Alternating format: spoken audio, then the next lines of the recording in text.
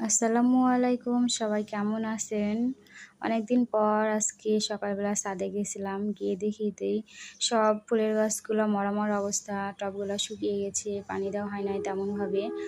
আর ঘাস হয়েছে অনেক। দেখতেই পাচ্ছেন কি পরিমাণ ঘাস হয়েছে গাছগুলোর মধ্যে। তো যত্ন না নিলে সব জিনিসই নষ্ট হয়, সবাই এটা জানে। তো গাছ হোক আর মানুষ হোক, যেটাই অযত্ন হবে সেটাই নষ্ট হয়ে যাবে দিলে দিলে। তো এই তো আমার গাছগুলা দেখে এত মন খারাপ হলো। খুব শখের এই গাছগুলা আমি একটা একটা করে লাগিয়েছিলাম নিয়ে এসে।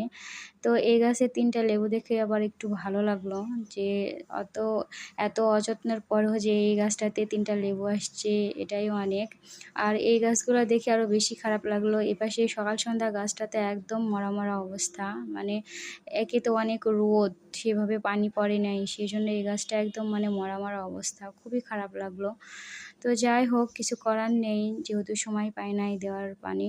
তো আজকে এই পর্যন্তই। সবাই ভালো থাকবেন। আবার কথা হবে। আল্লাহ হাফেজ।